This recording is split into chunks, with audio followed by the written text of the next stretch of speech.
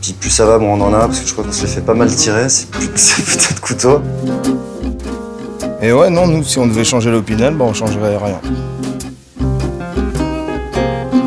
Le jour où on a ouvert, j'ai reçu ce numéro 13 en cadeau de la part de mes parents. Il y a une vraie valeur sentimentale. Ici, on fait très attention au respect de la tradition, les matériaux, l'héritage. C'est pour ça que je me sens assez proche d'Opinel. C'est quelque chose qui fait partie de nous, en fait. Ça fait vraiment partie de notre patrimoine culturel. On le voit depuis qu'on est petit, un peu partout où qu'on aille.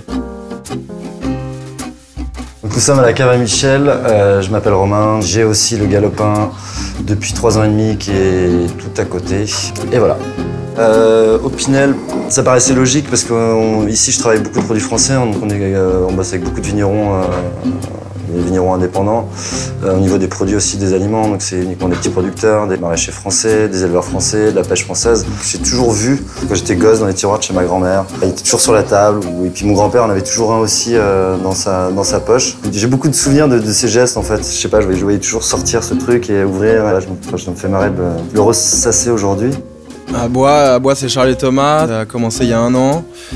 Et on fabrique des meubles et on fait la sculpture. On bosse que du bois massif et la plupart du temps des pieds en acier. On peut à peu près tout faire, on se limite à rien en particulier. Non mais en vrai, l'Opinel entier, il peut représenter notre travail. Comme je te disais, c'est les matières qu'on travaille le plus au quotidien. De l'acier, du bois. Alors là, c'est du hêtre. Tout, c'est que le truc, il est parfait. Avec un minimum d'entretien, ça peut durer une vie, un Opinel. Opinel, je pense qu'on changerait pas le design, mais on se lancerait bien un défi d'en faire un, par exemple, de 10 mètres de long. Bienvenue chez The Beast, on est ici chez moi, le restaurant que j'ai ouvert il n'y a pas très longtemps. Texas Barbecue, moi je suis un fou furieux de viande, donc on fait les choses de façon traditionnelle ici. On fume les viandes pendant très longtemps au feu de bois. On a une passion ici, c'est de respecter les belles choses et la tradition. Donc on aime les beaux objets, on aime les beaux matériaux, donc ça rejoint un petit peu l'univers d'Opinel.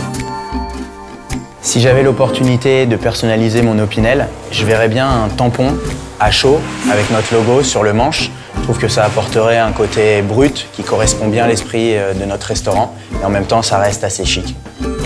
Alors je m'appelle Alexis, mon pseudo c'est Tirsa, je suis graphiste et je travaille avant tout de la typographie faite à la main. J'essaie de m'inspirer de typographie très traditionnelle et moderniser ça avec mes connaissances plutôt issues du graffiti.